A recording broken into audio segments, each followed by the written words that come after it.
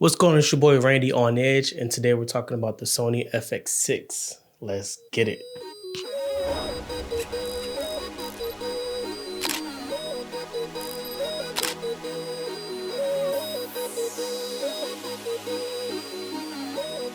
So I have owned the FX6 for about 3 to 4 months now, and I absolutely love everything about this camera.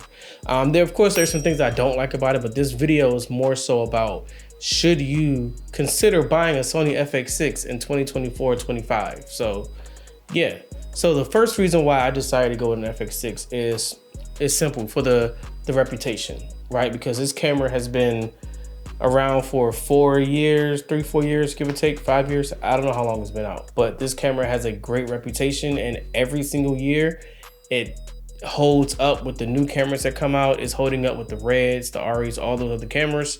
And the FX6 has been a beast camera since it dropped.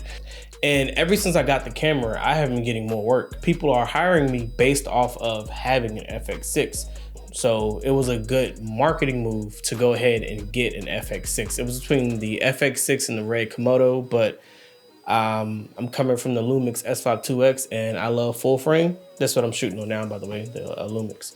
And the FX6 has had a full frame sensor. I don't know. To me, size matters when it comes to sensors.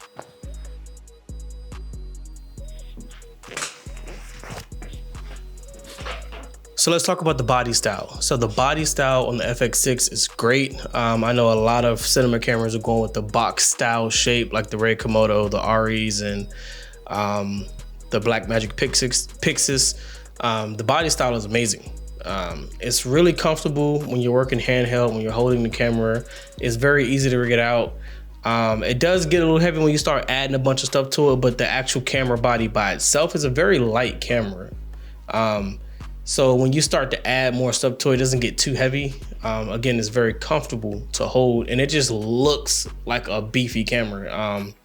When people who don't really understand cameras, they look at this camera, they're like, oh wow, you have a big boy camera. You know, you have a really nice camera, because people look at bigger cameras like that and think that you're the greatest filmmaker to ever do it.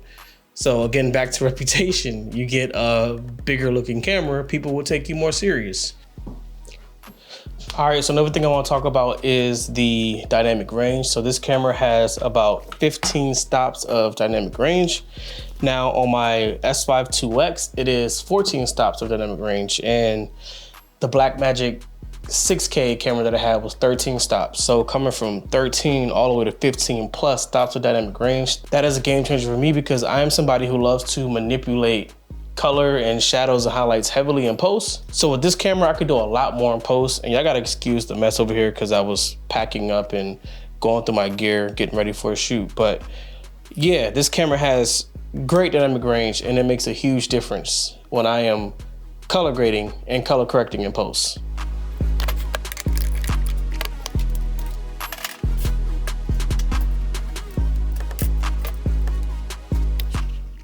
So let's talk about autofocus. This wouldn't be a Sony FX6 camera. So let's talk about autofocus. This wouldn't be a Sony FX6 video if I don't talk about the autofocus. So we all know that Sony has phenomenal autofocus, and that does not change with the FX6. The FX6 has amazing autofocus. I thought the Lumix S52 autofocus was game changing, but it does not touch the FX6 autofocus. We just know that Sony just has great autofocus all around. So having a cinema camera like that with autofocus is a game changer. Yes, I have used it on some professional shoots. I am not ashamed to say I use autofocus. So yeah. Am I in focus? Yep. All right, so let's talk about the built-in ND filters. So if you guys been watching my channel for a minute and you've been following along with me, then you know that I am big on ND filters. I have 3 sets of ND filters.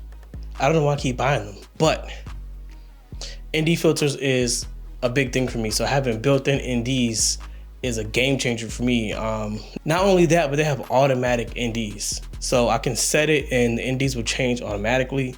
So that's dope. Would I ever use it? Probably not. I haven't used it yet, but it's a good feature to have, because if I'm doing a tracking shot where I'm coming from inside to outside, then you know the NDs will change automatically. So that's a good thing. But other than that, yeah, built-in NDs are great. I'm confident that I won't run into any issues like with the Blackmagic 6K Pro, where I've seen NDs get stuck. The NDs get stuck. I've seen it happen to a friend of mine. His NDs got stuck, so he had to send the camera into Blackmagic. It was a whole thing. But I've never heard of the Sony FX6 NDs getting messed up. So yeah, so that's pretty much it. If this video was dope, if you liked it, definitely like and subscribe, show some support. Yeah, I know I've been gone for a minute because life happens, been busy, but I am going to try to be more active on this account. So yeah, let's get it. Let's keep creating. Peace.